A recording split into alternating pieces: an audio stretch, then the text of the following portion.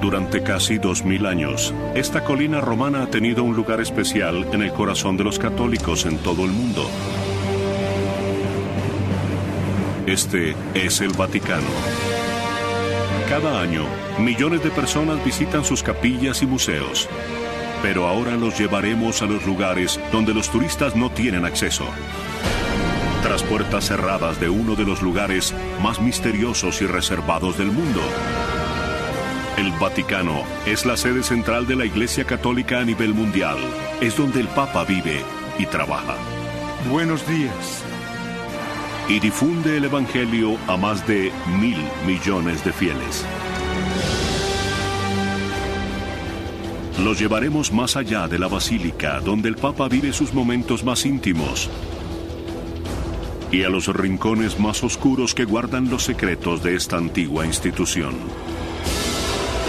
Acompáñennos en esta travesía a través de la historia, desde los huesos del primer apóstol de Jesús, ocultos durante siglos en las profundidades de las catacumbas bajo la Basílica de San Pedro, pasando por los archivos secretos del Vaticano y su relación con Abraham Lincoln y la Guerra Civil, hasta una alianza única que contribuyó a la caída del comunismo. Durante 20 siglos, el Vaticano ha estado relacionado con casi todos los acontecimientos históricos importantes. Les presentamos al Vaticano que no conocen.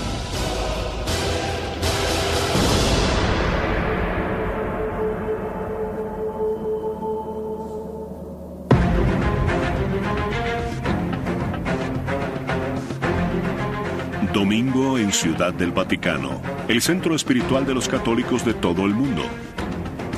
Pero hoy no es un día normal en la Santa Sede. Se realizan los preparativos. Se refuerza la seguridad.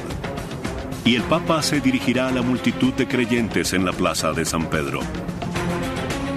Mientras los fieles se preparan para dirigir la mirada a la ventana del cuarto piso del Palacio Apostólico.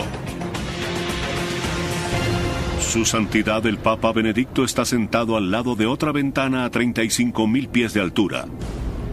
El Santo Padre está de regreso de un viaje al extranjero y nuestras cámaras lo acompañan en su viaje. Aunque el Papa viaja con estilo, no tiene su propio avión. Este es un avión comercial tipo charter italiano al que le han retirado algunos asientos para darle al Papa el espacio que un pontífice merece. ¿Y qué hay de las impenetrables puertas de la cabina de mando? Se abren para el Papa. Muchas gracias. Que tenga un buen viaje de regreso a casa. Gracias, hijo. Bendiciones. Adiós. Además, no hay que preocuparse demasiado por la seguridad cuando hay 2 aviones de combate escoltándote a casa. A la llegada del pontífice a Roma, el ejército italiano se encarga de su traslado.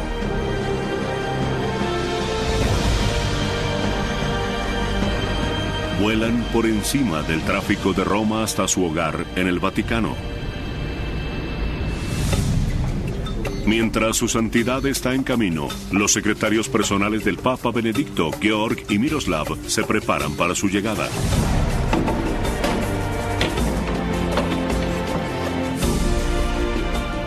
Mientras la multitud espera ansiosa poder vislumbrar al Santo Padre, nosotros los llevaremos al interior de la oficina privada del Papa, ubicada en el cuarto piso por encima de la Plaza de San Pedro, mientras se prepara para ofrecer su devoción semanal de cada domingo.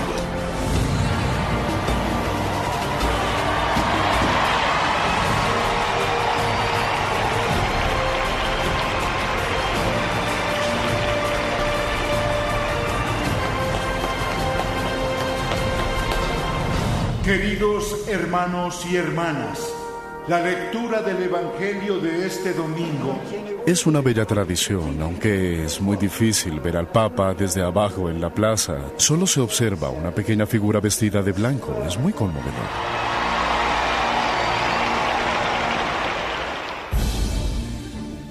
Aunque la figura pública del Papa es lo que atrae multitudes al Vaticano, los aspectos privados llaman aún más la atención.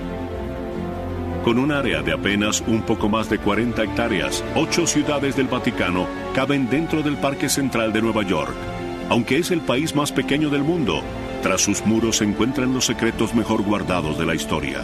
Los secretos más codiciados se encuentran en los archivos secretos del Vaticano.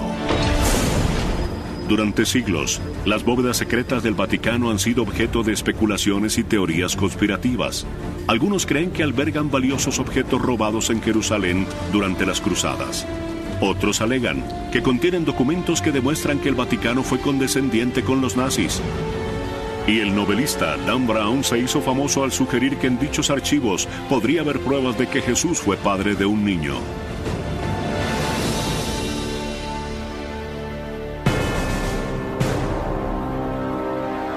Los archivos secretos están ocultos a plena vista. La entrada sin nombre se encuentra aquí cerca del estacionamiento de los empleados al lado de la biblioteca. Justamente debajo de estos puestos de estacionamiento se encuentra esta bóveda subterránea de 2 pisos.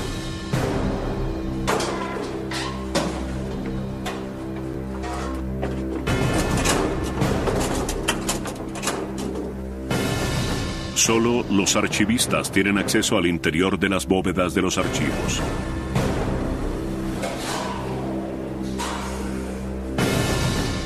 Pero se nos ha permitido ir más allá para mostrarles a ustedes el interior de los archivos secretos del Vaticano. Luca Carboni, curador de los archivos, nos ha otorgado un acceso exclusivo a esta inmensa colección de documentos históricos.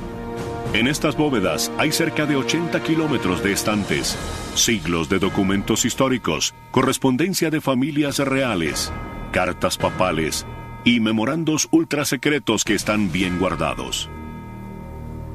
Estamos en uno de los 5 depósitos de los archivos secretos del Vaticano.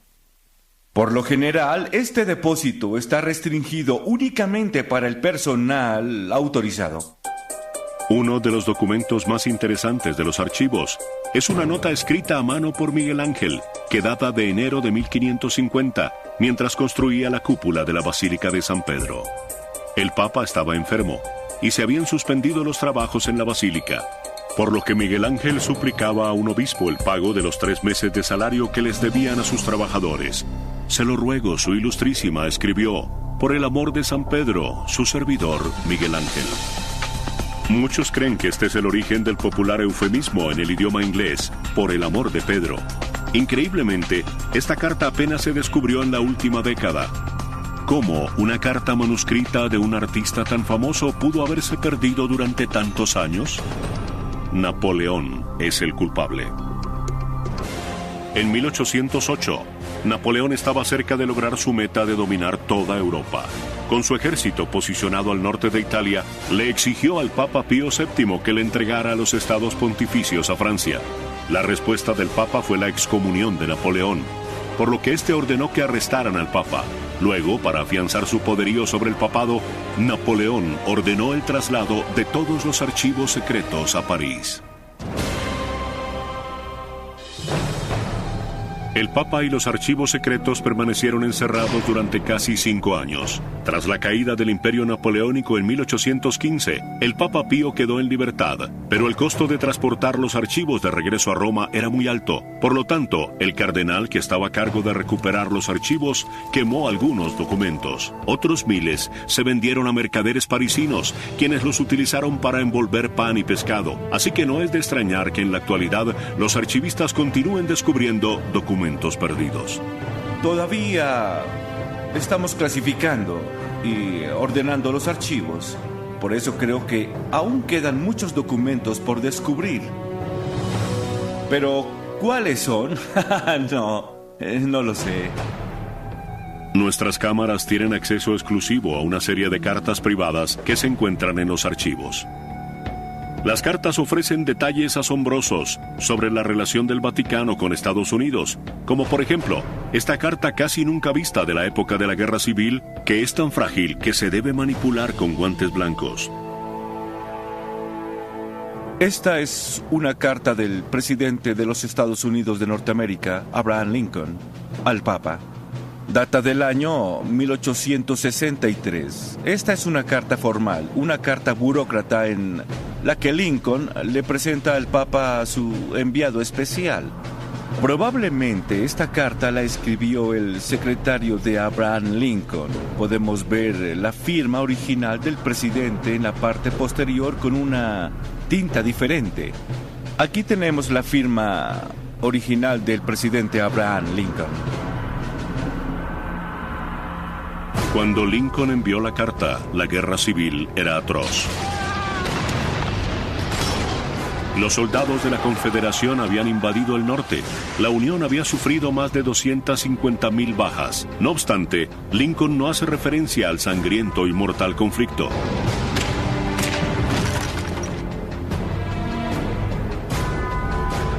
En ese mismo año, 1863, el Papa recibió otra carta del rival del presidente Lincoln. Esta carta dirigida al Papa describe vívidamente el horror de la guerra civil en curso y las desgracias que había traído a personas inocentes. El remitente, Jefferson Davis, presidente de los Estados Confederados de Norteamérica. Esta no es una carta formal o burocrática como la carta de Lincoln. Es una carta en la que Davis le escribe al Papa el horror de la guerra. Probablemente la verdadera intención de esta carta era que el Papa reconociera los Estados Confederados. Sorprendentemente, pocos meses después el Papa Pío respondió al líder de la Confederación. El Papa respondió y llamó a Davis Presidi Federatarum Americae Regionum. Esto significa presidente de los Estados Confederados. Muchos consideran que el Papa Pío reconoce a la Confederación al llamar presidente a Davis, lo que desencadena una crisis diplomática en Washington. ¿Existen otras cartas papales ocultas en estas estanterías que pudieran ofrecer detalles sobre acontecimientos históricos recientes? Quizá, pero de haberlas, nadie tiene permitido verlas todavía. Los archivos y documentos de Juan Pablo II no están disponibles para consultarlos. Los documentos personales del Papa Juan Pablo II, quien murió en 2005, estarán resguardados en esta celda hasta el 2080. Aquí se encuentran todos los archivos que se produjeron durante el periodo del pontificado de Juan Pablo II. Según establece la norma, los archivos secretos no pueden revelar ningún documento relacionado con un papa hasta 75 años después de su muerte. Los archivos personales del papa, que aún están restringidos, sumados a miles de documentos que restan por descubrir, hacen que los historiadores del mundo esperen con ansia conocer qué otras historias revelarán los archivos. La Plaza de San Pedro es la parte más conocida del Vaticano. Pero detrás de esta famosa columnata yace una nación entera creada para servir a Dios y dirigida por un hombre. La Ciudad del Vaticano es un estado aislado rodeado de misterios. Aunque sus plazas y museos están abiertos al público, gran parte del país está fuera del alcance de los visitantes. Es el hogar del Papa y sede del gobierno que dirige, la Santa Sede. Como líder, su poder es absoluto. A fin de cuentas, según la doctrina católica, viene directamente de Dios. La joya más preciada del Vaticano es la Basílica de San Pedro. Su nave cubre 2,2 hectáreas, un área mayor a la de un portaaviones. Los tesoros artísticos que se encuentran en su interior atraen a millones de visitantes cada año. Pero muy pocos de esos visitantes saben que debajo de este templo de Dios yace una ciudad de la muerte. La colina vaticana era una necrópolis. La cultura original anterior a la romana era la cultura etrusca. Tenían una diosa, como los dioses paganos, llamada Vática, que era la diosa de los muertos, la diosa del inframundo, y vivía en la colina vaticana. Es un buen nombre para un cementerio. Actualmente, la Basílica de San Pedro está situada encima de ese antiguo cementerio y de algunos de los personajes más sagrados del catolicismo. Justamente debajo de la cúpula de Miguel Ángel se encuentra la entrada a un laberinto de cavernas donde por lo general no se admiten cámaras. Conduce al que quizás es el tesoro más preciado del Vaticano. El cardenal Angelo Comastri, arcipreste, director de la basílica, nos guiará a través de sus grutas y nos mostrará el confesio, un área sagrada cuyo acceso está permitido únicamente a los miembros de mayor rango de la iglesia. Dentro se encuentra una pista relacionada con el propio Jesucristo. Nos encontramos en el centro de la basílica, debajo del baldaquino de Bernini, debajo de la cúpula de Miguel Ángel. Aquí pueden ver el símbolo que caracteriza a San Pedro, la cruz invertida. La historia de esta majestuosa basílica comienza en el año 64 después de Cristo, cuando el iracundo emperador Nerón ordena incendiar una zona de barrios para abrir espacio y construir un nuevo palacio. El fuego se descontrola y casi destruye toda Roma. Nerón necesitaba un chivo expiatorio. Y los miembros de un culto emergente que se hacen llamar cristianos, dirigidos por el apóstol Pedro, son el blanco perfecto. Pedro era un forajido. El hecho de ser cristiano en ese periodo de tiempo, en los inicios del Imperio Romano, se consideraba una traición, era un delito. Nerón acorraló a los cristianos y ordenó ejecutarlos públicamente, incluso a Pedro, su líder de 64 años, el primer discípulo de Jesucristo. Según la leyenda, Pedro pidió que lo crucificaran al revés. Sentía que no era digno de morir como su Salvador. Se dice que Pedro fue enterrado en una tumba poco profunda en la colina vaticana. Con el paso de los siglos, esa tumba se perdió. En el siglo IV, el cristianismo ya se había popularizado, tanto así que el emperador romano Constantino construye una nueva iglesia en la colina vaticana. Aunque no se sabía la ubicación exacta de la tumba de Pedro, la iglesia se construye donde los rumores indicaban que estaban sus huesos. Constantino se dirige hacia donde le indican las leyendas locales y construye la primera basílica de San Pedro. No es inteligente conmemorar de una manera física el sitio donde se encontraba Pedro. Recordemos que la población era analfabeta. En el siglo XVI el papado se ha tornado rico y poderoso. Y comienza la construcción de una nueva iglesia digna de su poderío. Esta nueva basílica de San Pedro es la obra maestra del Renacimiento que aún permanece sobre la basílica original y sobre la supuesta tumba de San Pedro. El cardenal Comastri nos llevará a las profundidades de las grutas donde aún permanecen algunas ruinas de la antigua basílica.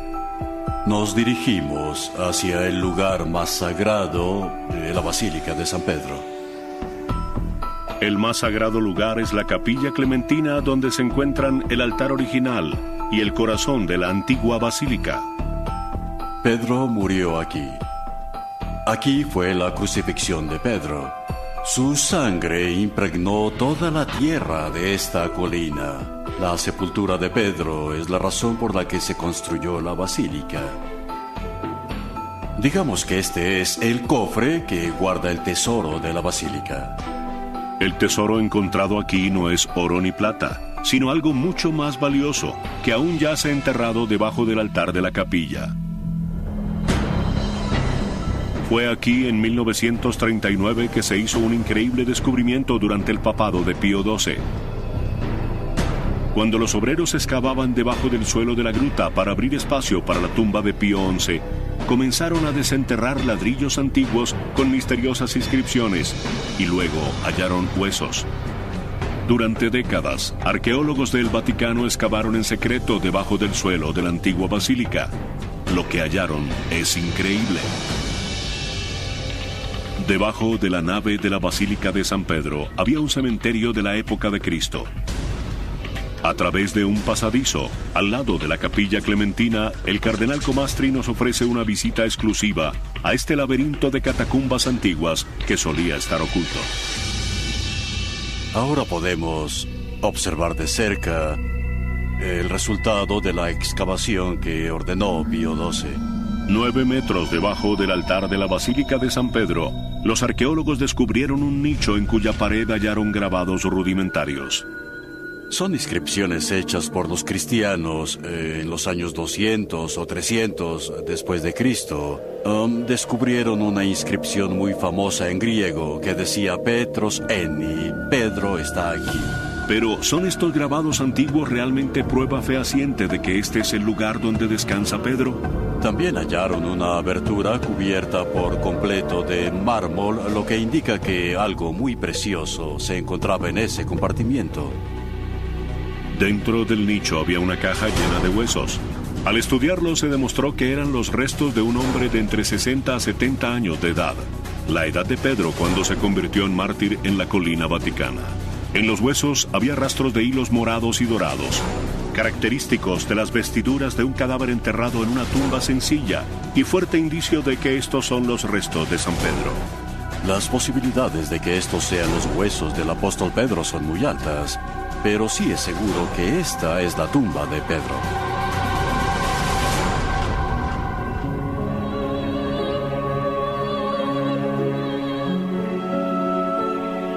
Después de visitar la sepultura del primer papa de la historia, San Pedro, el cardenal nos mostrará el lugar del descanso eterno del último Santo Padre, Juan Pablo II. Han pasado 2000 años desde la primera tumba hasta esta tumba. 2000 años de historia de la Iglesia. Cuántas tempestades, cuántas tormentas, cuántas persecuciones. Cuántas personas pensaron que la Iglesia estaba por perecer. Y la Iglesia sigue viva.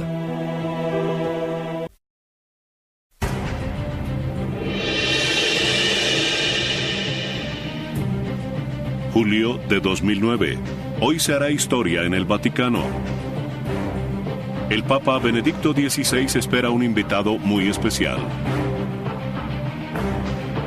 Con solo 6 meses de mandato, el presidente de los Estados Unidos, Barack Obama, tiene muchos asuntos pendientes, una economía en crisis y un polémico debate sobre el sistema de salud.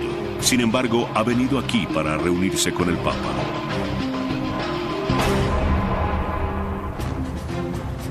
Cuando un presidente en ejercicio se reúne con el Papa, se debe cumplir un estricto protocolo. Se toman fotografías. Se intercambian obsequios. Es precioso. Creo que debemos buscarle un sitio de honor. Según la tradición del Vaticano, las mujeres deben vestir de negro y llevar velo. Pero al concluir los fastuosos actos protocolares, el presidente y el Papa se sientan a conversar seriamente. ¿Por qué los presidentes sienten la obligación de reunirse con el Papa? A fin de cuentas, Estados Unidos no mantiene relaciones diplomáticas de alto nivel con ninguna otra religión.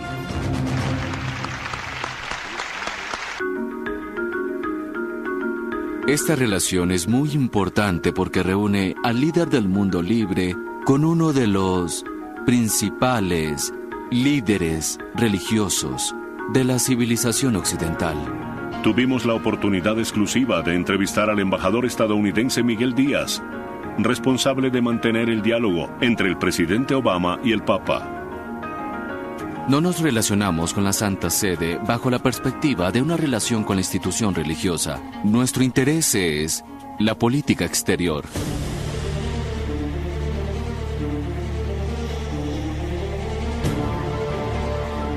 El Papa puede influir en los 1.100 millones de católicos que viven en cada esquina alrededor del mundo, y eso lo convierte en un poderoso aliado. La influencia de la Santa Sede alrededor del mundo es muy profunda. Debemos tomar en cuenta la presencia de los católicos a nivel mundial. Las ventajas de tener al Papa como aliado podrían parecer obvias en la actualidad.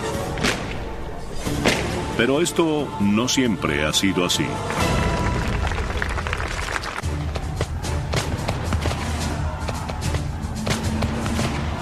Estados Unidos fue creado por hombres que lucharon y derramaron su sangre por la libertad de culto. Los padres fundadores eran renuentes a relacionarse con el Vaticano. Consideraban a la Iglesia Católica como una institución represiva contraria a la Ilustración. Había cierto recelo hacia el Papa. Para ellos hacía parte de una conspiración a nivel mundial para suprimir las libertades por las que estos nuevos estadounidenses habían luchado tanto. La desconfianza de Estados Unidos hacia el Vaticano continuó durante gran parte del siglo XIX. En 1850 el Papa Pío IX donó una piedra de mármol para la construcción del monumento a Washington. La noche en que llegó, una turba enfurecida anticatólica tomó la piedra papal, la destruyó y luego la arrojó al río Potomac. Con el paso de los años, la Casa Blanca se mantuvo alejada del Vaticano, recelosa del poder del Papa. Esos temores llegaron al límite en 1960, cuando John F. Kennedy se postuló a la Casa Blanca, apenas el segundo candidato católico de un partido mayoritario. Algunos electores temían que se convirtiera en un títere del Papa. Su iglesia ha declarado que tiene el privilegio, el derecho y la responsabilidad de guiar a sus miembros en diferentes aspectos de la vida, incluso en el ámbito político. No soy candidato presidencial de la Iglesia Católica. Soy candidato del Partido Demócrata y además soy católico. No hablo en nombre de mi iglesia en asuntos públicos. Y la iglesia no habla en mi nombre. Y desde luego ningún poder o amenaza de castigo lograrán obligarme a que actúe de otra manera. En las elecciones presidenciales más reñidas en más de 40 años, Kennedy vence a Nixon en las urnas. 8 meses más tarde, Camelot visita el Vaticano. Al llegar a Roma, Kennedy recibe una calurosa bienvenida.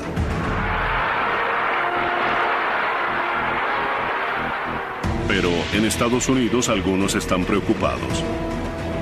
Hubo debate sobre su identidad como católico, inquietudes relacionadas con la primera enmienda y la separación de la Iglesia y del Estado.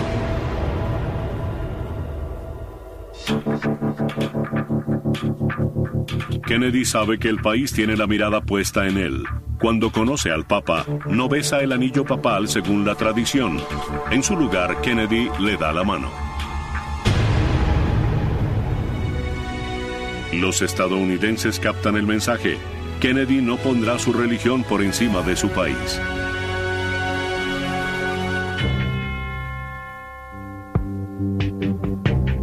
Pero Kennedy contribuye a aliviar la tensión existente entre Estados Unidos y el Vaticano. Algunos piensan que si no hubieran asesinado a John F. Kennedy, quizás su segundo mandato habría conducido a la formalización de las relaciones diplomáticas. El hecho que logra acercar a la Casa Blanca y al Vaticano es la amenaza de aniquilación nuclear.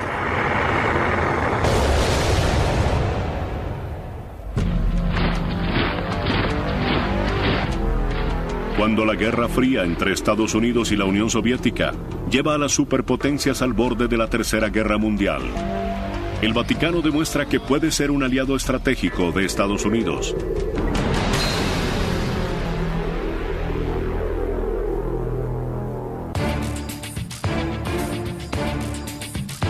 El presidente Ronald Reagan visita por primera vez al Papa Juan Pablo II en junio de 1982.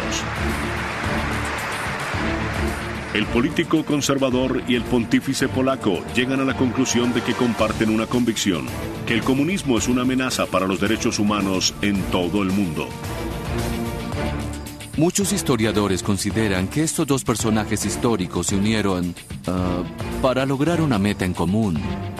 Evidentemente, la caída del comunismo y la caída del muro de Berlín era algo a lo que ambos mostraban mucha resistencia.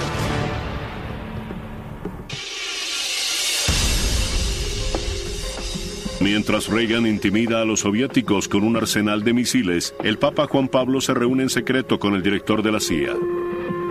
Los soviéticos responden utilizando a sacerdotes de Europa del Este como infiltrados en el Vaticano con el fin de espiar al Papa. Poco después, en 1984, Estados Unidos inaugura su propia embajada en el Vaticano. 5 años después cae el muro de Berlín y se inicia un nuevo capítulo en la relación del Vaticano con Estados Unidos. Desde hace más de 27 años hemos mantenido relaciones diplomáticas formales. Con el paso de los años, el Vaticano ha demostrado que es una valiosa fuente de información de inteligencia. Ninguna otra organización mundial cuenta con ciudadanos que viven en casi todos los países del mundo. El Papa tiene ojos y oídos por doquier.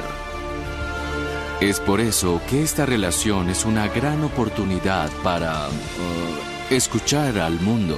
Es por eso que al Vaticano se le conoce como el gran puesto de escucha. La comunicación puede generar información importante en tiempos de crisis, pero también es importante en tiempos de paz y tranquilidad.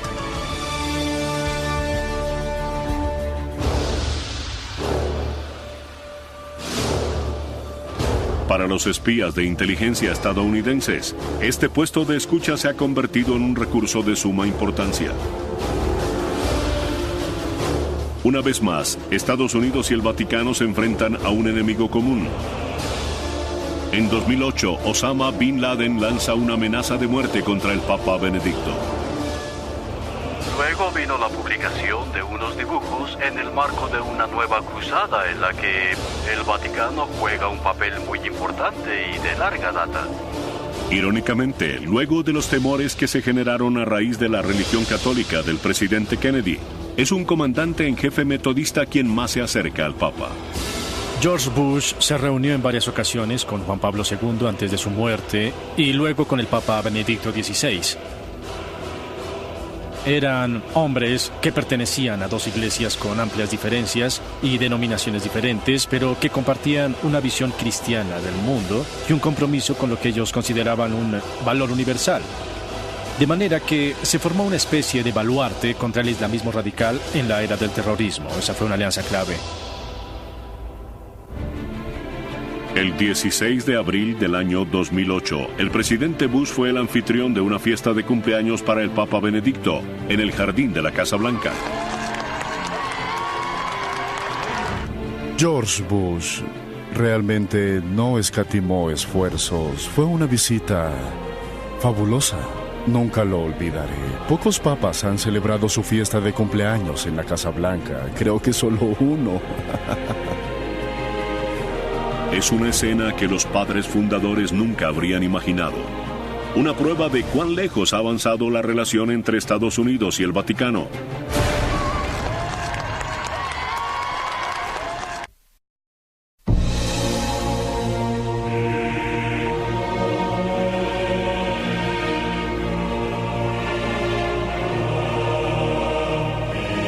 Amanece en el Vaticano. Y la Santa Sede se prepara para recibir a otros 30,000 visitantes diarios.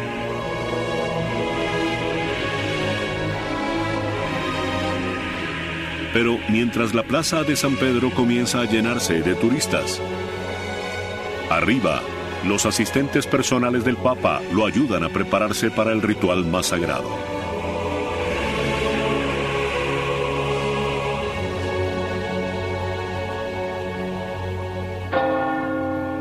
Esta es la capilla privada del Sumo Pontífice. Todos los días a las 7 de la mañana, el Santo Padre celebra una misa privada. Benedicto XVI es el 256º Papa de una sucesión de papas de casi 2000 años de antigüedad. La palabra papa no entró en uso sino varios siglos después de Cristo. Proviene del griego papa, que significa padre, y el Papa es el Santo Padre. Es una denominación de honor. Él es el vicario de Cristo, el representante de Cristo en la tierra.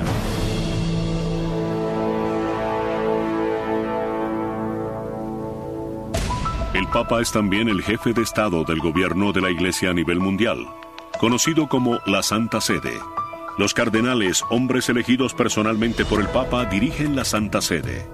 Su nombre no proviene del ave, más bien el nombre del ave viene de ellos. El rojo brillante simboliza la sangre que ellos están dispuestos a derramar al servicio del Santo Padre.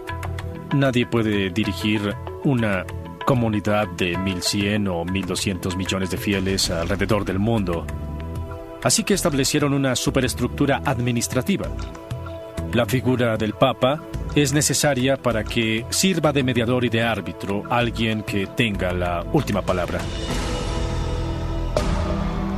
Su santidad es también el jefe diplomático de la Iglesia. Hace un llamado a los líderes mundiales y ejerce la influencia de los católicos sobre quienes están al mando. Las apariciones de la Virgen han sucedido En el año 2008, el Papa Benedicto viajó a Nueva York para dirigirse a las Naciones Unidas. Durante su visita tomó prestado el helicóptero de la Marina del presidente y fue protegido por el servicio secreto. Era apenas la cuarta vez que un papa visitaba el organismo internacional y el Papa Benedicto recibió una cálida bienvenida.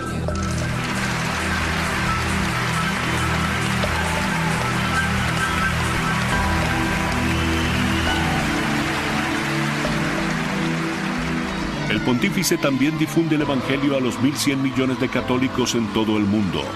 Donde vaya, los fieles acuden en masa a verlo.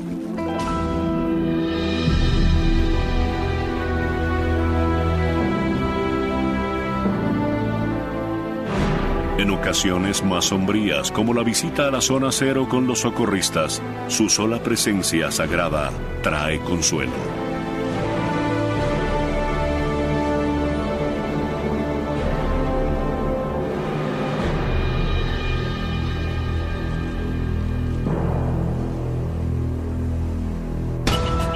Sin embargo, el Papa pasa la mayor parte de su tiempo en el Vaticano, en los apartamentos papales, una suite de 10 habitaciones en lo alto del Palacio Apostólico con vista a la Plaza de San Pedro. Buenos días. En esta toma exclusiva, dentro del estudio privado del Papa Benedicto, podemos dar un vistazo a la jornada de trabajo cotidiana del pontífice, quien recibe ayuda en todo momento de sus dos secretarios personales, los monseñores Miroslav Morsecki y Georg Ganswein, o el apuesto George, como han decidido bautizarlo los conocedores del Vaticano. Aunque es un papa moderno, la tradición se apega a un enfoque clásico. Al redactar cartas papales y decretos, el Papa Benedicto no necesita una computadora. Todos sus documentos son escritos a mano con tintero y pluma fuente. A pocos pasos de la oficina del Papa se encuentra su salón privado. En su comedor privado ofrece con frecuencia cenas íntimas, en compañía de cardenales y otros invitados. Es un ambiente tranquilo, desde luego que hay que vestir la sotana y besar el anillo del Papa. Luego nos invita a todos a hacer una pausa y bendice los alimentos. Señor, bendice estos alimentos que vamos a tomar y que sean de beneficio para nosotros. Luego nos sentamos y compartimos la comida, algo sencillo, pero muy agradable. Las dos cocineras personales del Papa preparan sus comidas, pero una de las cosas favoritas del Papa Benedicto no necesita mucha preparación: refresco de naranja. En ocasiones, después de un largo día, su santidad se dirige a su sala de estar donde le gusta relajarse y mirar las noticias. El Papa Benedicto también tiene un piano en su sala, y aunque no tiene mucho tiempo para tocarlo, a veces se escucha música de Schubert desde los apartamentos papales.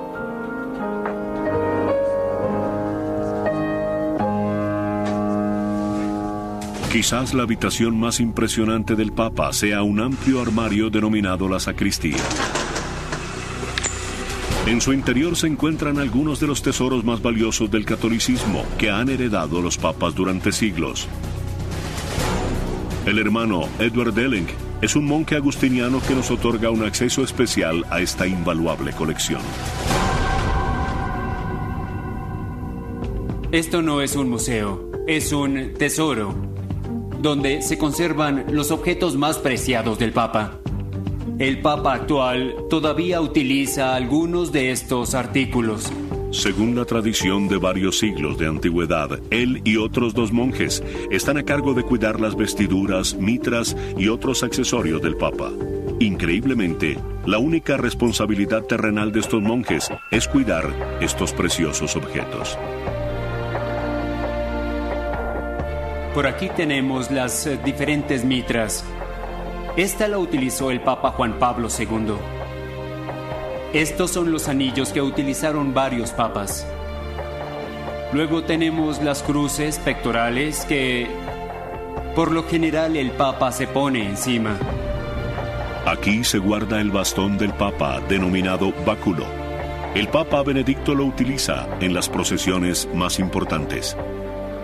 No es para caminar, es el símbolo de su autoridad y de su poder espiritual. Detrás de algunas de estas puertas no hay armarios. Son pasadizos secretos que conducen a habitaciones donde se encuentran algunos de los objetos más valiosos de la colección. Son objetos que los papas han coleccionado durante siglos. La mayoría de los tesoros del Vaticano provienen de la época del Renacimiento, el auge del poderío de la Iglesia y de su corrupción. El papado se convierte en un juguete para las familias pudientes de toda Italia. Esas familias comienzan a ganar poder y cuando lo consiguen tienen tanto dinero que ambicionan obtener más poder a un nivel superior. El papado se convierte en la joya más codiciada. ¿Qué más querría una madre o un padre para su hijo que verlo convertido en papa? Una de esas familias era la de los Borgia. En 1492 el cardenal Rodrigo Borgia se convierte en el Papa Alejandro VI. Su familia sobornó a los cardenales con grandes cantidades de plata para que lo eligieran. Una vez convertido en papa, envenena a sus rivales cardenales y luego acepta sobornos para sustituir sus puestos. Es cierto que hubo papas que no fueron muy santos en realidad. La corrupción comenzó con personas que ambicionaban obtener poderes secular. Lamentablemente, esa no fue una buena época en la historia de la Iglesia. Estos papas vivían como reyes, eran corruptos, viciosos, hacían fiestas extravagantes y construyeron suntuosos palacios para ellos. Comparado con ellos, Paris Hilton luciría como una indigente. Estos horribles papas, estos papas terribles y nefastos, fueron los que crearon los objetos que las multitudes de peregrinos acuden a ver hoy en el Vaticano. Es una verdadera ironía.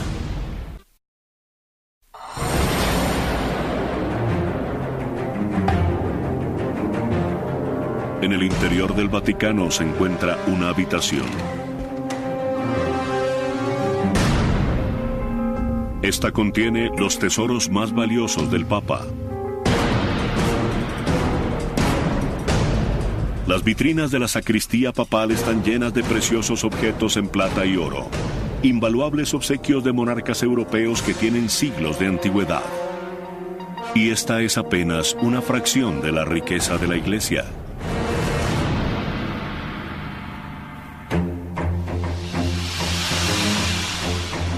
Tomen en cuenta los tesoros sagrados que están dentro de la Basílica de San Pedro, o las miles de irreemplazables obras de arte en el interior de los museos del Vaticano. Los objetos que se exhiben en el Vaticano son apenas la mitad de lo que había. Reyes y generales, así como bárbaros, saquearon objetos en el transcurso de los siglos. Imaginen si estuviera todo. Solo la Capilla Sixtina tiene un valor estimado de $800 millones. Estos tesoros visibles nos hacen preguntarnos a cuánto asciende la riqueza del Vaticano. La respuesta es complicada.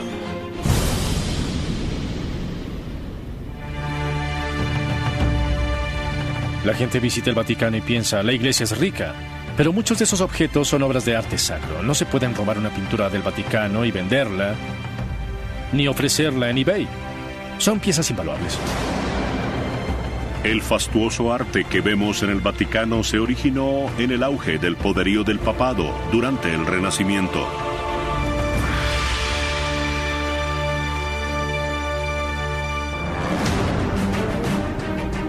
En el siglo XVI, el Papa es como un rey.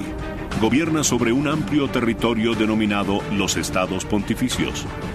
Es el mayor terrateniente de Italia. De esta manera el papado deja de lado su autoridad espiritual para convertirse en una autoridad terrenal. Los papas recaudan impuestos, utilizan ejércitos para confiscar las riquezas de sus enemigos y acumulan fortunas imponiendo su autoridad como reyes. Las riquezas que acumulan les permiten crear los monumentos más apreciados del Vaticano. La Basílica de San Pedro, el techo de la Capilla Sixtina, las estancias de Rafael e incluso el Palacio Apostólico, todos creados durante el siglo XVI por estos papas pudientes. Desde luego, todo eso fue arrasado en el siglo XIX.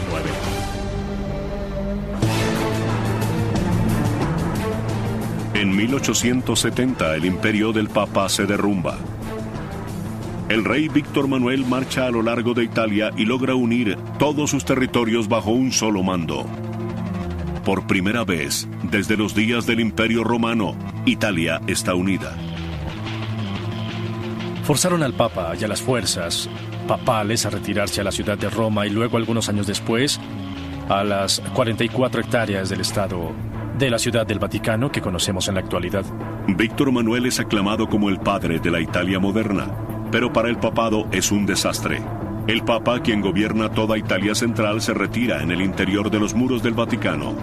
Le han arrebatado todas sus tierras y sus ingresos fiscales. El Papa estaba prisionero dentro del Vaticano. Había gobernado el mundo conocido. Todo terminó.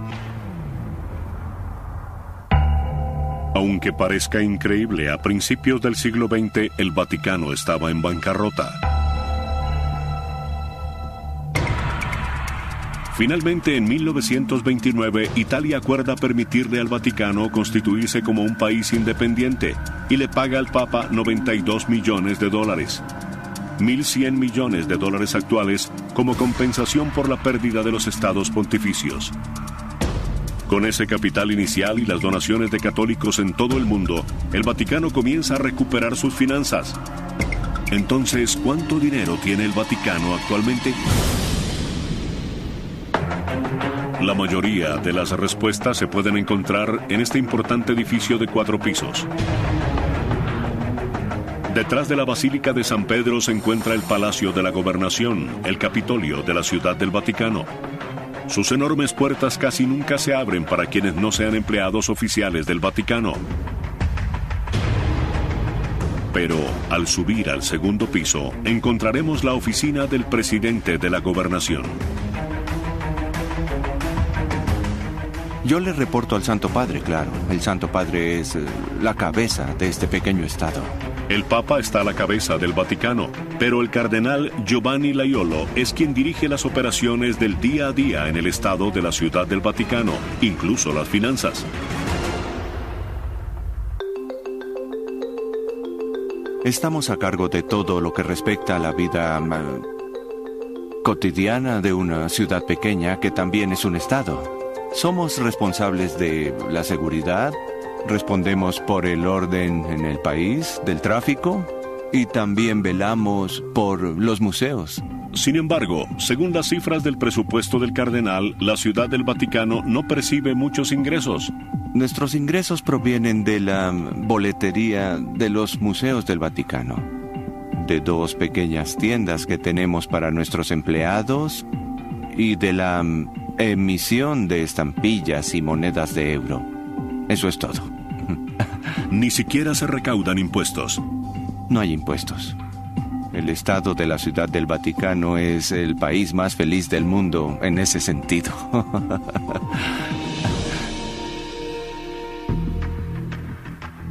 Quizás el cardenal deba pensar en algún impuesto. Según el presupuesto del año 2009, los gastos de la Iglesia Católica alrededor del mundo fueron de $320 millones y solo obtuvo $315 millones en ingresos. En los últimos 2 años hemos tenido déficit. El hecho de que su presupuesto esté en rojo no implica que el Vaticano no tenga dinero. El verdadero secreto de la riqueza del Vaticano se halla aquí, en esta antigua torre de piedra.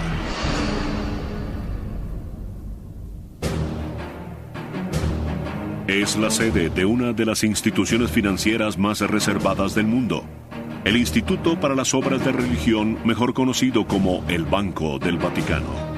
El Banco del Vaticano es una especie de institución independiente que administra fondos para órdenes religiosas, de sacerdotes y de ese tipo de asuntos alrededor del mundo. Los ahorradores del banco son empleados e institutos del Vaticano, así como otras organizaciones católicas. El banco invierte su dinero en varios fondos y todas las ganancias se utilizan para financiar obras religiosas en todo el mundo. El capital que maneja el Banco del Vaticano es un secreto bien guardado. Nadie sabe cuántos miles de millones de dólares están depositados en el Banco del Vaticano. En 1994, un funcionario del banco reveló que había alrededor de $4.000 millones en depósitos y quizá otros 1.000 millones en capital circulante. Pero son meras conjeturas.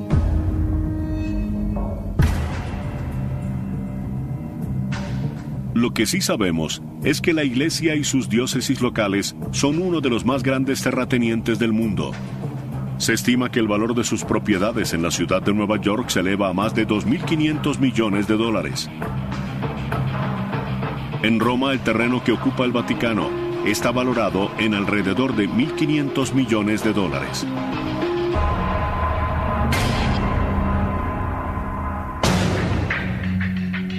Pero el Vaticano no va a vender todas las iglesias católicas en el mundo y no puede obtener grandes ganancias de las obras de arte sacro que se encuentran en sus basílicas y museos.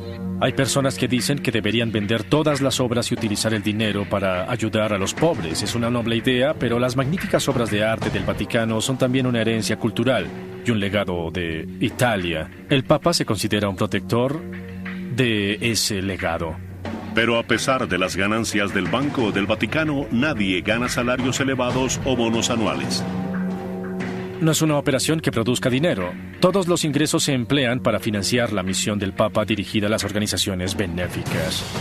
A fin de cuentas, el Vaticano cuantifica su riqueza no por la cantidad de dinero, sino de almas.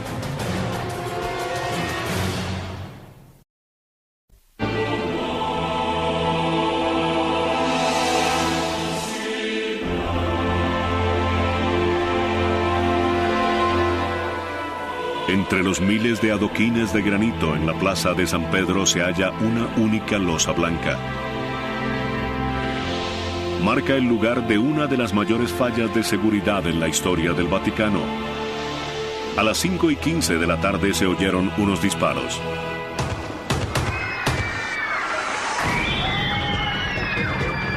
Le han disparado al Papa Juan Pablo II 4 veces a corta distancia.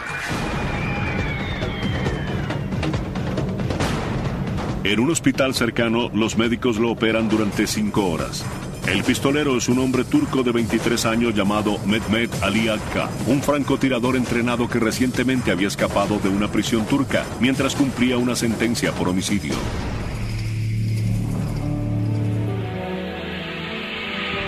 Miles de fieles seguidores del Papa Juan Pablo II se reúnen en la Plaza de San Pedro en una emotiva vigilia para esperar noticias sobre el destino de su líder espiritual.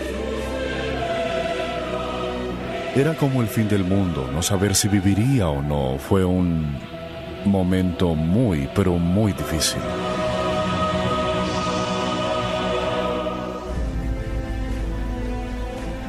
Para alivio de sus seguidores, el Papa Juan Pablo II logra una asombrosa recuperación.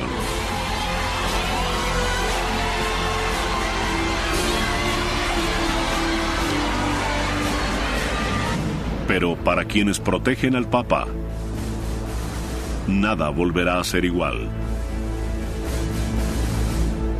El atentado en el Vaticano obliga a implementar reformas drásticas de seguridad. Más adelante, en ese mismo año, el Vaticano implementa una nueva medida de seguridad que fascina al público. Se trata del Papamóvil.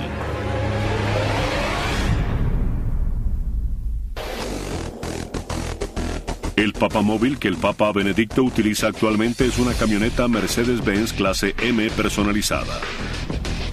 Protege al Papa con un vidrio de doble capa a prueba de balas, y aunque las ventanas se pueden bajar, al Papa se le recomienda categóricamente mantenerlas arriba. Está equipado con un blindaje de 5 centímetros de espesor y una carrocería a prueba de explosiones. El vidrio a prueba de balas está diseñado para detener proyectiles de alto calibre.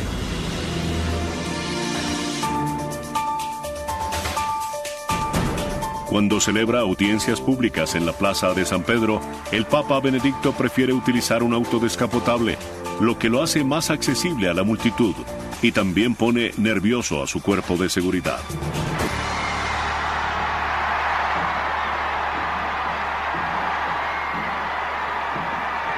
Esta notable vista desde la parte posterior de la cabeza del Papa muestra lo vulnerable que es.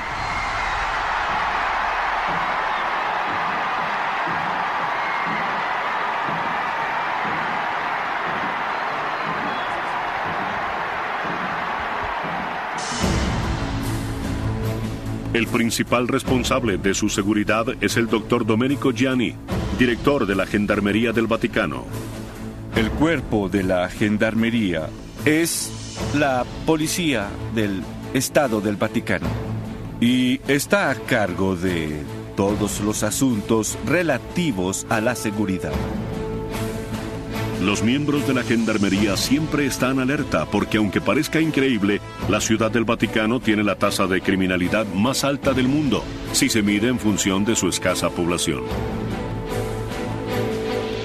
La razón es que los millones de turistas que visitan en masa la Plaza de San Pedro y los museos del Vaticano cada año son un blanco tentador para los carteristas. Pero la responsabilidad del director de la Gendarmería es garantizar la seguridad del Santo Padre. En la Nochebuena del año 2009, una mujer suiza de 25 años saltó sobre la barrera dentro de la Basílica de San Pedro.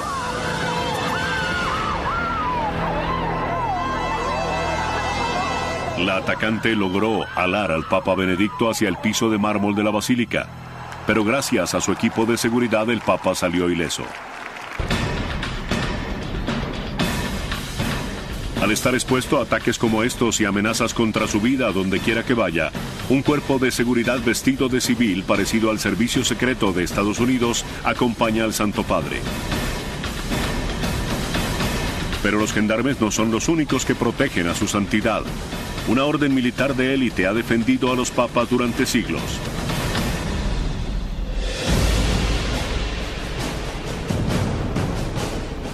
Se trata de la Guardia Suiza. La Guardia Suiza está al servicio exclusivo del Papa como sus protectores personales. Sus 135 miembros son efectivamente suizos. Y todos han recibido entrenamiento militar en el ejército suizo.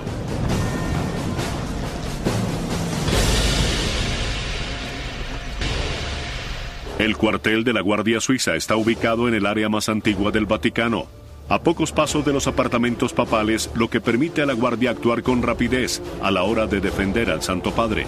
El cabo Urs Breitenmoiser lleva 13 años protegiendo al Papa. Nos mostrará el interior de la armería de la Guardia Suiza, un lugar fuera de los límites de los turistas, donde se conservan las armas que durante siglos se han utilizado para proteger al Papa. Esto hace parte del Museo de la Armería de Armas Antiguas, que se han conservado desde el siglo XV. Lo más interesante de estos yelmos es que, como pueden ver, tienen el sello papal de Julio II, fundador de la Guardia Suiza. El origen de la Guardia Suiza se remonta al año 1505, cuando el Papa Julio II contrató su propia fuerza de mercenarios para protegerse. No se dejen engañar por su uniforme ceremonial. Quizás sea el ejército más pequeño del mundo, pero la Guardia Suiza es una verdadera fuerza militar. Los guardias suizos son tiradores muy hábiles. Han entrenado con rifles de asalto SG-550 y ametralladoras MP-7 con proyectiles capaces de perforar blindaje. ¡Fuego!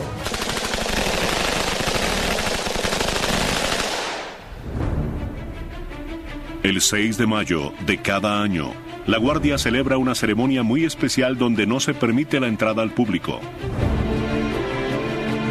Es un ritual sagrado, pues el Papa juramenta a los nuevos miembros de la Guardia Suiza. La primera vez que estuve cerca del Santo Padre, sentí una gran emoción al poder saludarlo. Fue algo increíble. La fecha tiene un significado especial para la Guardia Suiza. Es el aniversario de su mayor sacrificio. En mayo de 1527, Carlos V y su ejército de 16,000 hombres invadieron Roma. Están saqueando la ciudad. Los soldados cabalgan dentro de la iglesia. Ponen a prueba el valor de Roma en un ataque frontal. ¿Es posible que el papado esté al borde del abismo?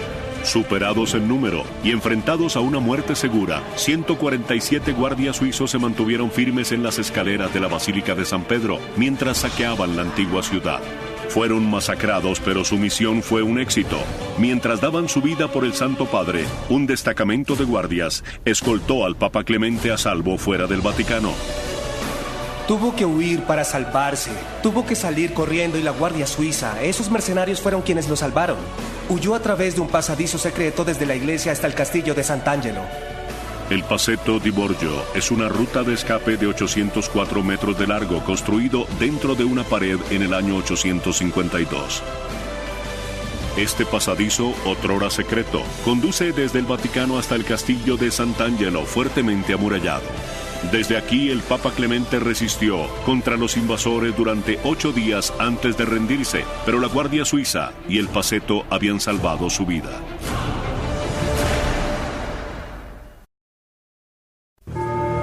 ...24 de marzo de 2005... Viernes Santo. La Semana Santa está alcanzando su clímax en Roma. Se acerca el domingo de Pascua. Pero dentro de los apartamentos papales, Juan Pablo II está agonizando.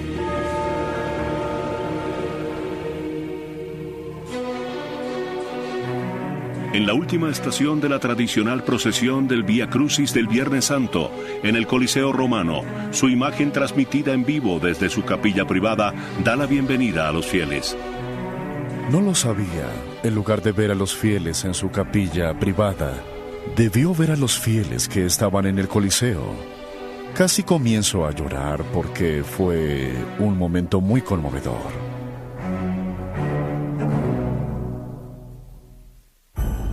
Marzo 27 de 2005.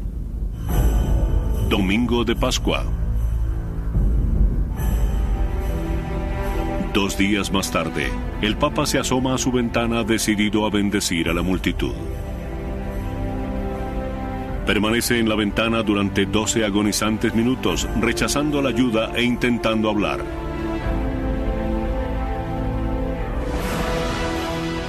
Esa sería su última aparición en público.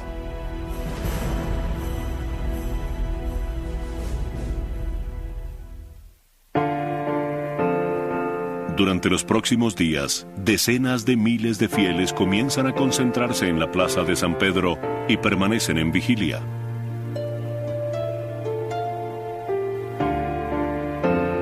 El 2 de abril, cerca de las 3:30 de la tarde, el Papa le susurra a sus 2 fieles asistentes: «Permítanme partir a la casa de mi padre».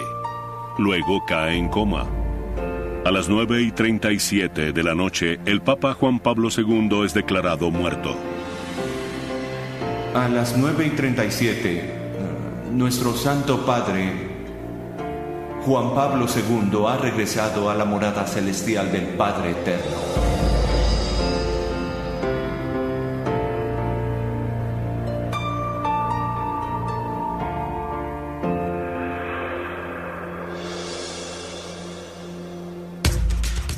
Pero a pesar de que la Iglesia está de luto, se comienzan a preparar diferentes rituales que tienen siglos de antigüedad. Rituales que garantizarán la transición del papado sin problemas.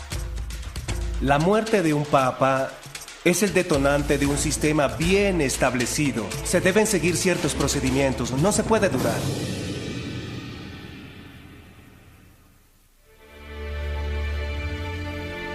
En la capilla del Papa, los más allegados y los cardenales ofrecen sus últimas oraciones junto a su cuerpo. Luego se coloca el cuerpo en capilla ardiente en la Sala Clementina, donde dignatarios y jefes de Estado lo visitan para presentarle sus últimos respetos.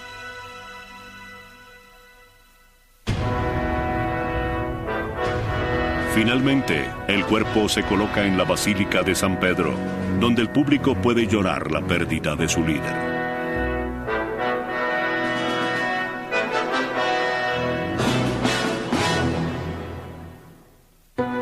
Según la tradición, el cuerpo del Papa se coloca dentro de un ataúd de ciprés.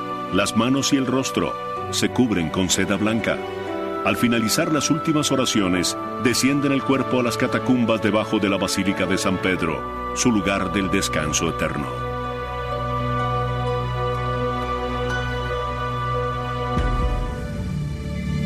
Después del funeral, prosiguen 9 días de duelo denominados el novenario.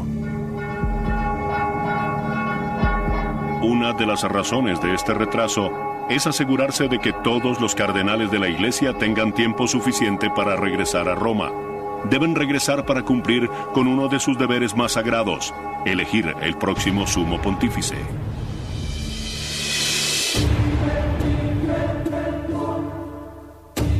Se denomina cónclave, una tradición de 1000 años de antigüedad llena de rituales que hoy sigue vigente.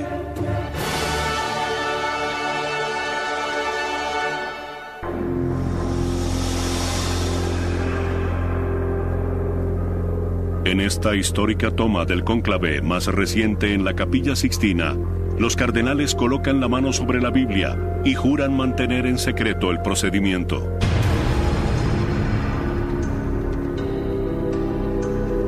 Al finalizar las últimas oraciones, el maestro papal de ceremonias pronuncia las más famosas palabras en latín.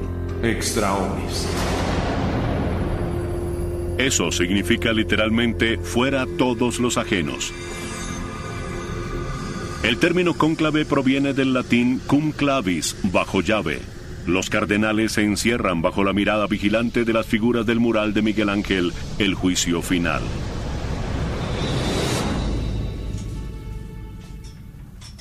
Dentro de la capilla, la votación comienza de inmediato. No hay política.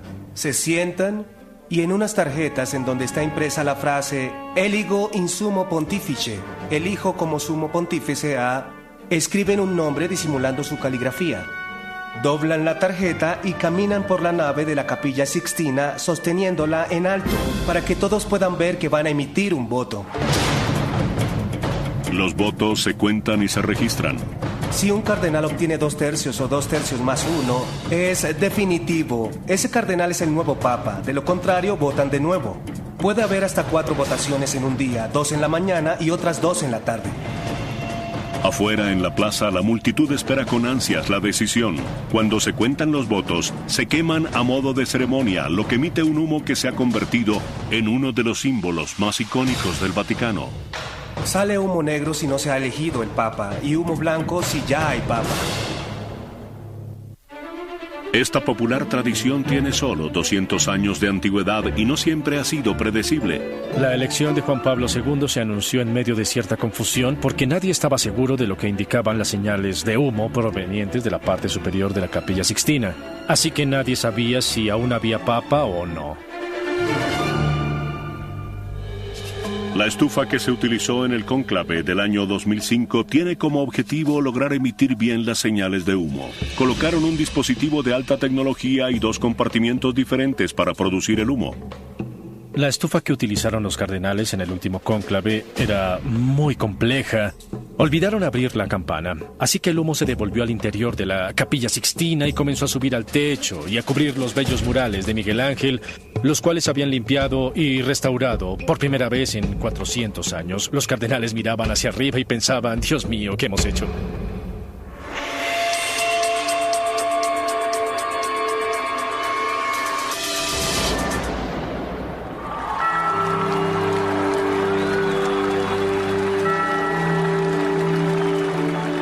Mientras la multitud espera impaciente por conocerlo, el nuevo papa se retira a una pequeña habitación cerca de la capilla, donde lo visten con sus nuevas vestiduras blancas. No es como el presidente de Estados Unidos, a quien eligen un martes del mes de noviembre, pero no toma posesión sino varios meses después, el 20 de enero. El elegido es papa desde ese instante.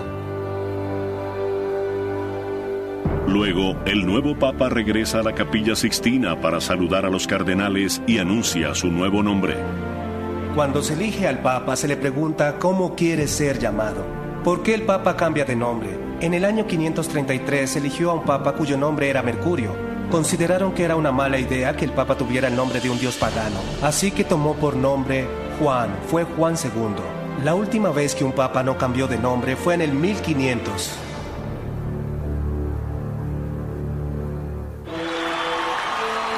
Al fin, la multitud se ve recompensada por su paciencia.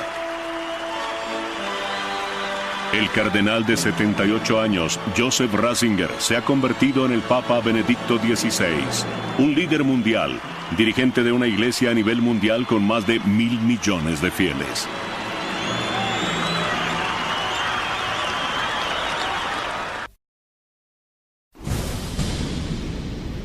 Muchos asumen que el Vaticano, el icónico baluarte de la cristiandad, es enemigo de la ciencia. Pero al contrario de esta creencia popular, la Iglesia posee una tradición científica que data de varios siglos. Sobre los largos corredores de los museos del Vaticano, se eleva esta torre cuadrada, lejos de los límites de los turistas, pero en su interior se encuentra una de las habitaciones más interesantes del Vaticano.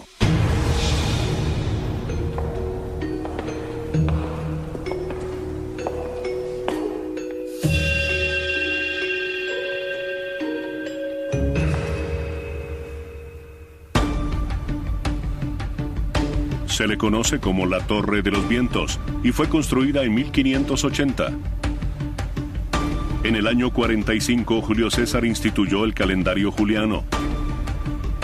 Pero en la época en que se construyó la torre, había sospechas de que el calendario juliano estaba equivocado.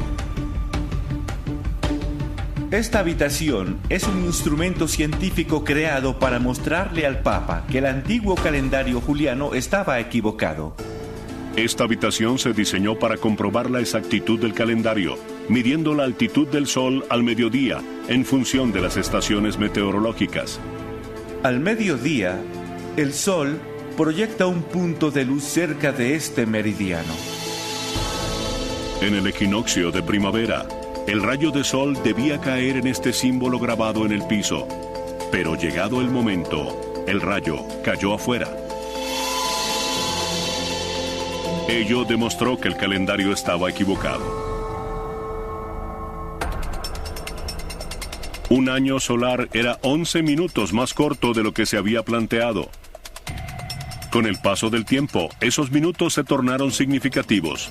Un día por siglo no causaba muchos problemas, pero ya después de 15 días comenzaba a sumar.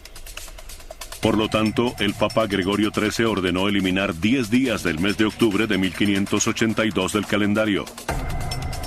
También decretó que el año nuevo comenzaría el 1 de enero y no al final de marzo como estaba establecido.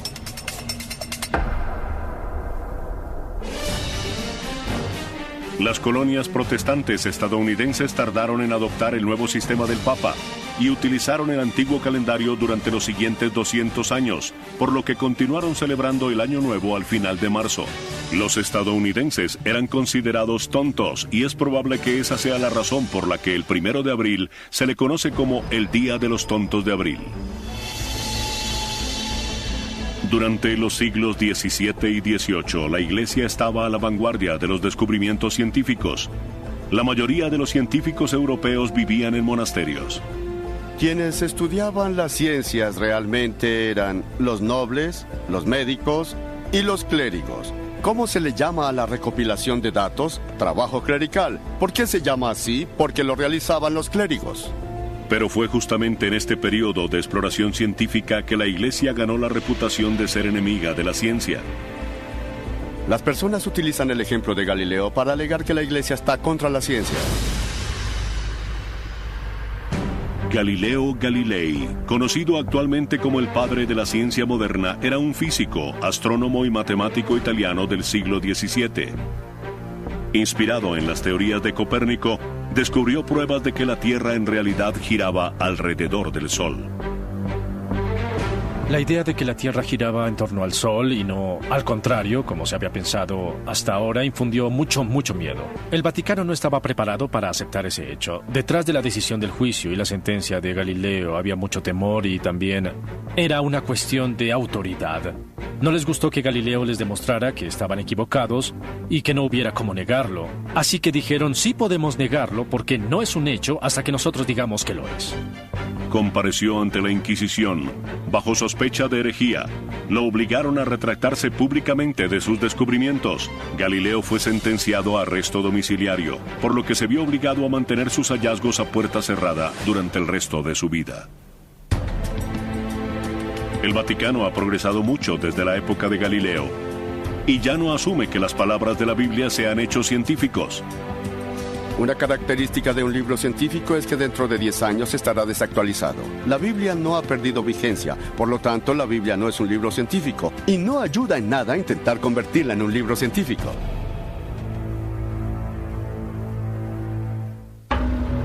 La Iglesia ya no considera que la ciencia sea una amenaza para las enseñanzas de la Biblia. En la actualidad, cuando el Vaticano mira hacia el cielo, lo hace a través de telescopios. La astronomía es la única ciencia que verdaderamente eleva el alma humana. Incluso un niño de 6 años tiene la capacidad de mirar al cielo y decir, vaya. El Papa Pablo VI tenía un gran interés en la astronomía. Y cuando el hombre exploró el espacio por primera vez, este es un pequeño paso para el hombre, pero un gran salto para la humanidad. Él fue uno de los primeros en dirigirse a los astronautas en la Luna. Saludos y bendiciones para ustedes, conquistadores de la Luna.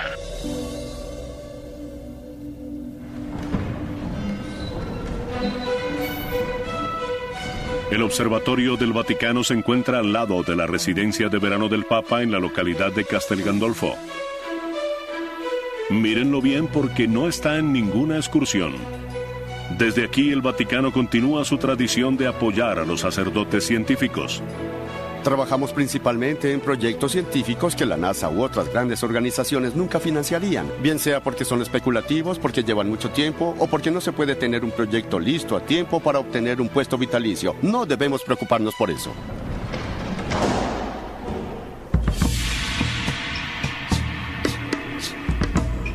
Ahora la Iglesia es tan progresista que en el año 2009, el Vaticano fue el anfitrión de una conferencia para debatir la posibilidad de que exista vida en otros lugares del universo. Siempre nos preguntan si bautizaríamos a un extraterrestre. Yo solo lo haría si me lo pidieran. Y por lo que sabemos, el agua es un veneno para ellos. Hay que tener cuidado. La religión es la razón por la cual soy científico. La importancia de plantearnos preguntas como si existen los extraterrestres o si las computadoras serán inteligentes, no se trata de encontrar la respuesta. No lo sabemos. Pero eso nos obliga a reflexionar sobre ello más profundamente, porque la religión y la ciencia tienen sin duda un punto en común y es el ser humano, que estudia la ciencia y tiene una religión. En la actualidad el Papa es una celebridad mundial. Donde quiera que vaya, multitudes de personas le dan la bienvenida. Bien sea por un profundo sentimiento de fe o por mera curiosidad. Pero al Papa no le interesa la fama, solo tiene un objetivo en mente.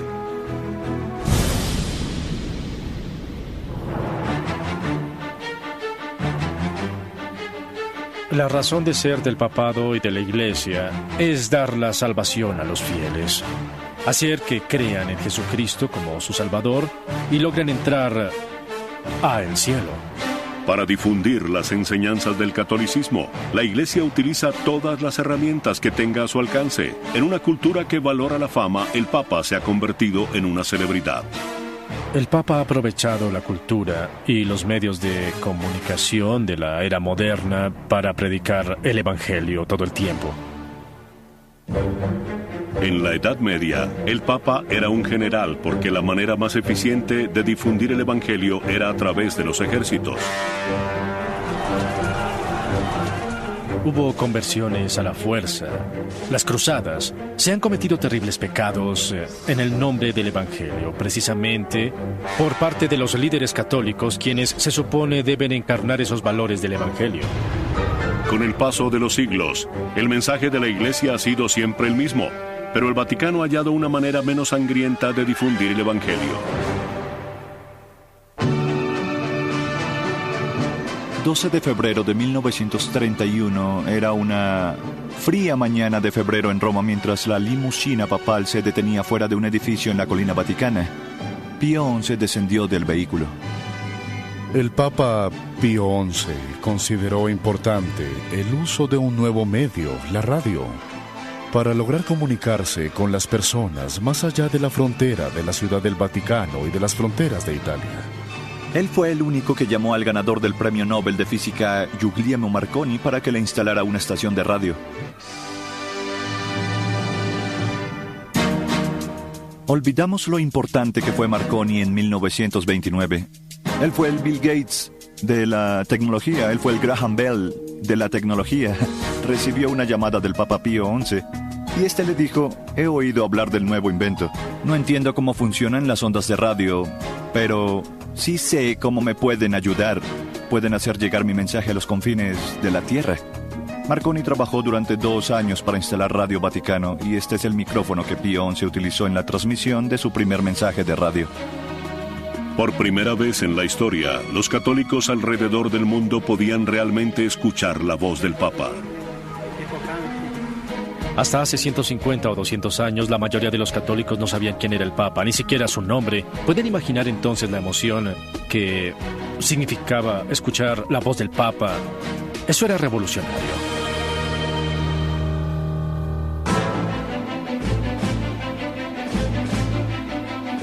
Hoy en día, Radio Vaticano tiene casi 400 empleados. Para el Papa sigue siendo la manera más efectiva de predicar el Evangelio. Sean Patrick Lovett está a cargo de transmitir el mensaje del Papa a los lugares más lejanos del globo, y hoy ha invitado a nuestras cámaras tras bastidores.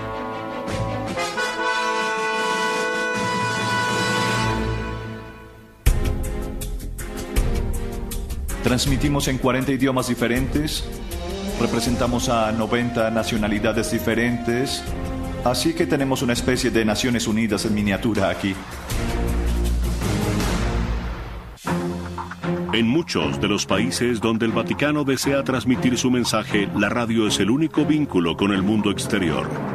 Es por eso que el Vaticano invierte $25 millones al año en esta estación, cerca de la 12ª parte de todo su presupuesto. La radio es el único medio de comunicación que continúa y continúa adaptándose a las necesidades de la era moderna. Es muy importante. La radio es el medio que el Vaticano aún utiliza para llegar más allá de las fronteras, pero fue la televisión lo que convirtió al Papa en una celebridad. La televisión realmente ha transformado el papado. Ahora los papas son celebridades mediáticas, viajan por el mundo hacia los fieles. El Papa, en cierta manera, se ha convertido en el párroco de todos. El maestro indiscutible de los medios de comunicación fue Juan Pablo II. Las cámaras convirtieron a este carismático comunicador en uno de los papas más populares de la historia.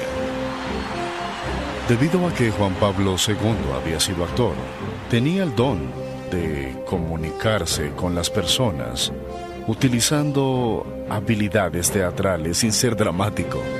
La manera como se agachaba para besar el suelo, la manera como se inclinaba para besar a los enfermos. Él era un maestro de las acciones simbólicas, y esas actitudes eran perfectas para la televisión.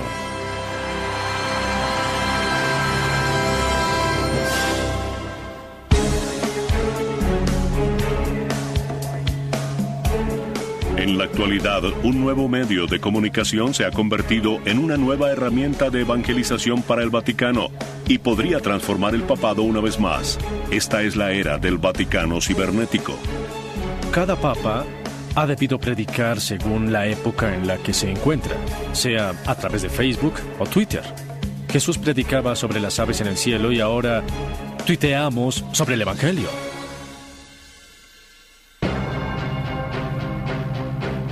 Durante casi 2000 años, el mensaje del Papa a las masas ha sido un diálogo en un solo sentido, pero ahora, gracias al Internet, las masas pueden responder. El mensaje sigue siendo el mismo, pero el medio ha cambiado.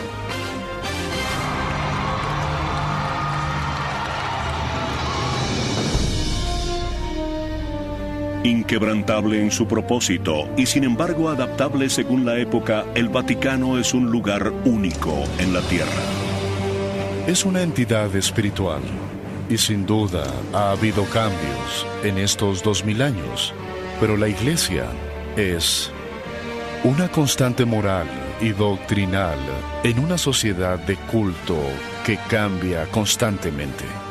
La Iglesia continúa viva, no por la fuerza del hombre, o por la inteligencia del hombre, o tal vez por la riqueza de la Iglesia. La Iglesia vive gracias a una garantía divina. Lo que hace especial al Vaticano es su dedicación fundamental a algo que va más allá de sí mismo. Y mientras sea eso lo que nos guíe, mientras el Espíritu Santo esté ahí, continuará siendo el mismo lugar. La Iglesia pretende estar en el mundo, pero no pertenecer a él. Y todos en nuestras vidas siempre debemos enfrentar lo que es importante a corto plazo y a largo plazo.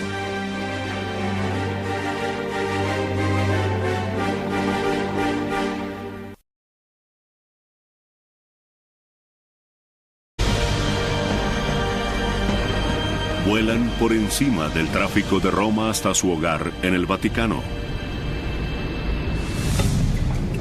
Mientras su santidad está en camino, los secretarios personales del Papa Benedicto, Georg y Miroslav, se preparan para su llegada.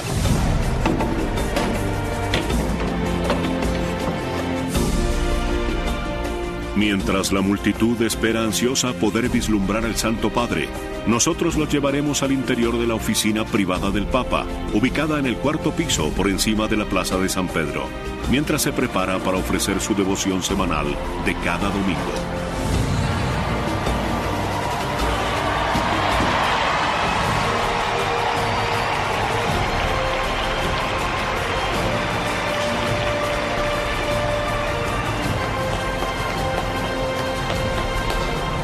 Queridos hermanos y hermanas, la lectura del Evangelio de este domingo es una bella tradición, aunque es muy difícil ver al Papa desde abajo en la plaza. Solo se observa una pequeña figura vestida de blanco. Es muy conmovedor.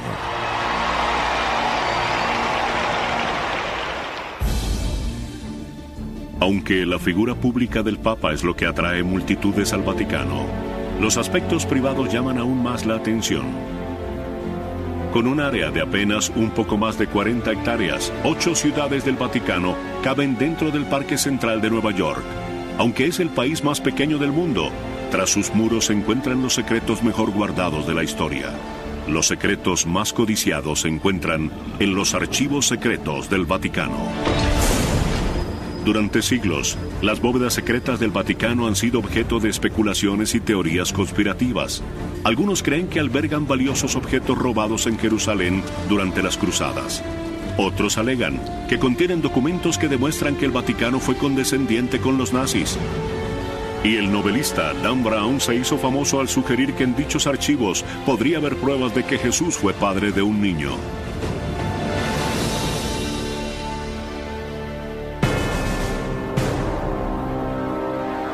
Los archivos secretos están ocultos a plena vista. La entrada sin nombre se encuentra aquí cerca del estacionamiento de los empleados al lado de la biblioteca. Justamente debajo de estos puestos de estacionamiento se encuentra esta bóveda subterránea de 2 pisos.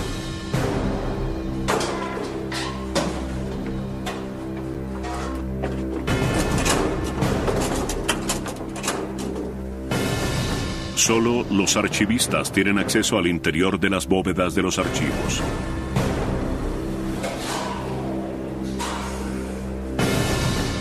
Pero se nos ha permitido ir más allá para mostrarles a ustedes el interior de los archivos secretos del Vaticano.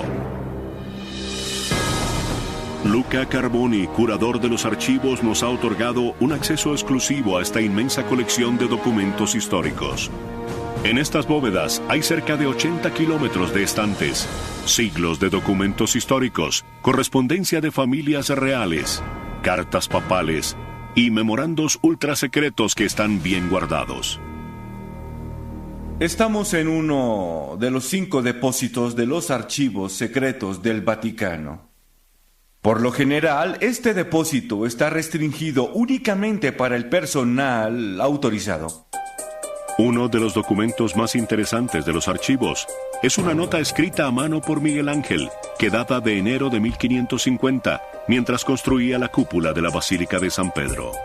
El Papa estaba enfermo y se habían suspendido los trabajos en la Basílica, por lo que Miguel Ángel suplicaba a un obispo el pago de los 3 meses de salario que les debían a sus trabajadores. «Se lo ruego, su ilustrísima», escribió, «por el amor de San Pedro, su servidor Miguel Ángel». Muchos creen que este es el origen del popular eufemismo en el idioma inglés, por el amor de Pedro. Increíblemente, esta carta apenas se descubrió en la última década. ¿Cómo una carta manuscrita de un artista tan famoso pudo haberse perdido durante tantos años? Napoleón es el culpable.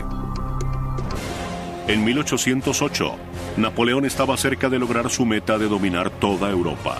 con su ejército posicionado al norte de Italia, le exigió al Papa Pío VII que le entregara los estados pontificios a Francia. La respuesta del Papa fue la excomunión de Napoleón, por lo que éste ordenó que arrestaran al Papa. Luego, para afianzar su poderío sobre el papado, Napoleón ordenó el traslado de todos los archivos secretos a París. El Papa y los archivos secretos permanecieron encerrados durante casi 5 años. Tras la caída del Imperio Napoleónico en 1815, el Papa Pío quedó en libertad, pero el costo de transportar los archivos de regreso a Roma era muy alto. Por lo tanto, el cardenal que estaba a cargo de recuperar los archivos quemó algunos documentos. Otros miles se vendieron a mercaderes parisinos, quienes los utilizaron para envolver pan y pescado. Así que no es de extrañar que en la actualidad los archivistas continúen descubriendo documentos perdidos. Todavía estamos clasificando y ordenando los archivos. Por eso creo que aún quedan muchos documentos por descubrir. Pero, ¿cuáles son? No lo sé. Nuestras cámaras tienen acceso exclusivo a una serie de cartas privadas que se encuentran en los archivos. Las cartas ofrecen detalles asombrosos sobre la relación del Vaticano con Estados Unidos, como por ejemplo, esta carta casi nunca vista de la época de la Guerra Civil, que es tan frágil que se debe manipular con guantes blancos. Esta es una carta del presidente de los Estados Unidos de Norteamérica, Abraham Lincoln, al Papa. Data del año 1863. Esta es una carta formal, una carta burócrata en la que Lincoln le presenta al Papa a su enviado especial. Probablemente esta carta la escribió el secretario de Abraham Lincoln. Podemos ver la firma original del presidente en la parte posterior con una tinta diferente. Aquí tenemos la firma original del presidente Abraham Lincoln. Cuando Lincoln envió la carta, la guerra civil era atroz. Los soldados de la Confederación habían invadido el norte. La Unión había sufrido más de 250,000 bajas. No obstante, Lincoln no hace referencia al sangriento y mortal conflicto.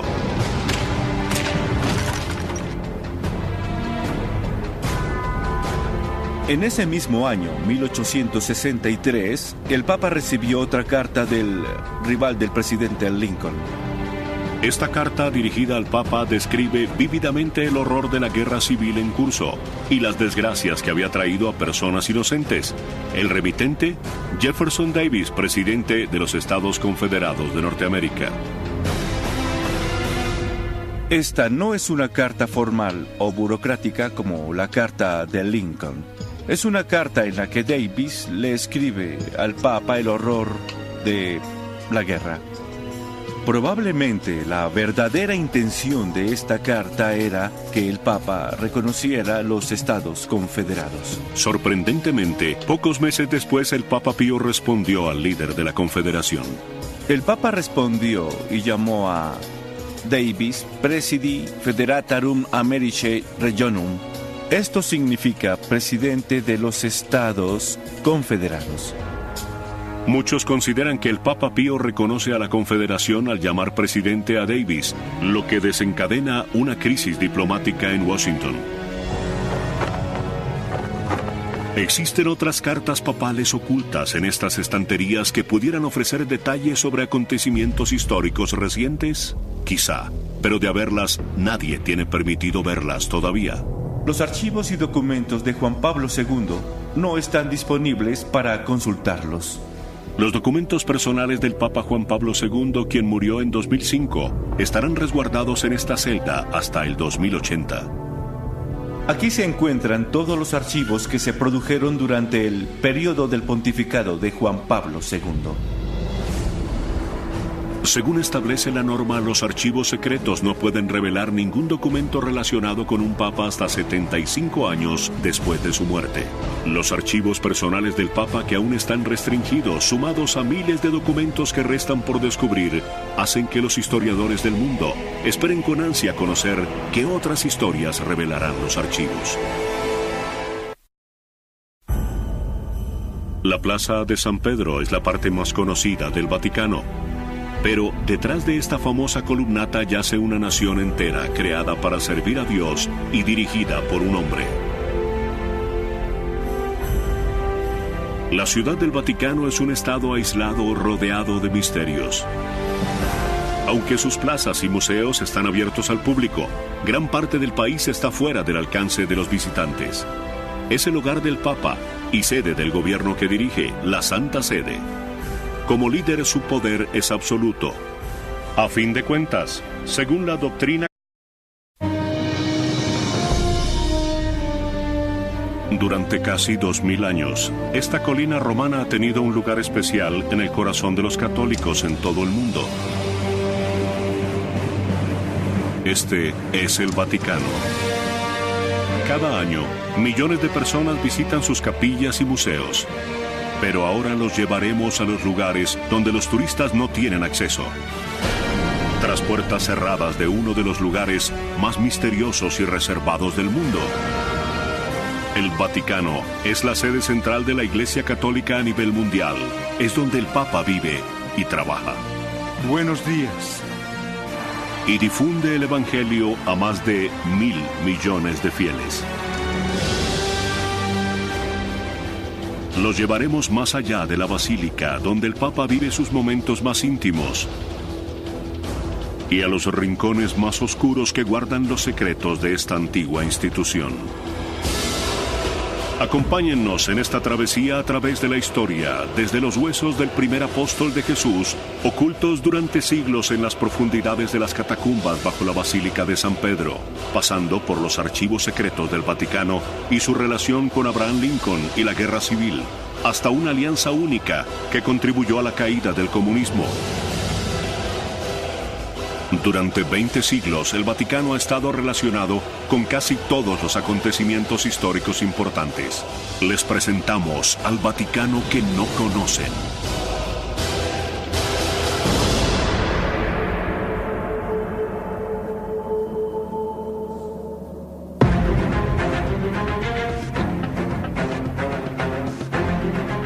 Domingo en Ciudad del Vaticano, el centro espiritual de los católicos de todo el mundo.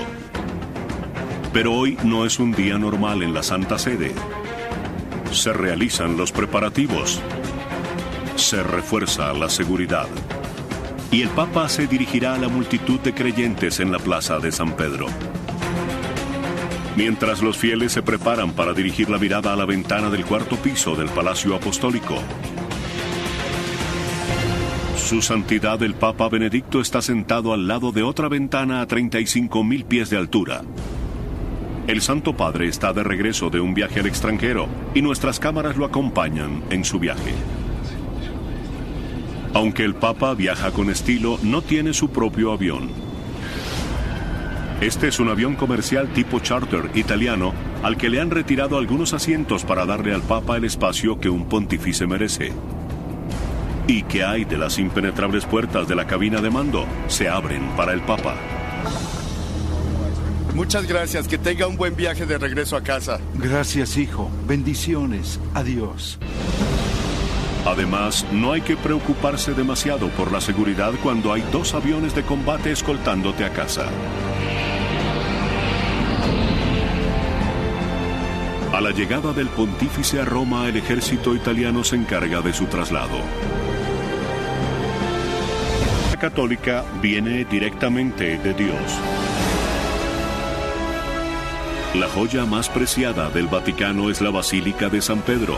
Su nave cubre 2,2 hectáreas, un área mayor a la de un portaaviones. Los tesoros artísticos que se encuentran en su interior atraen a millones de visitantes cada año. Pero muy pocos de esos visitantes saben que debajo de este templo de Dios yace una ciudad de la muerte.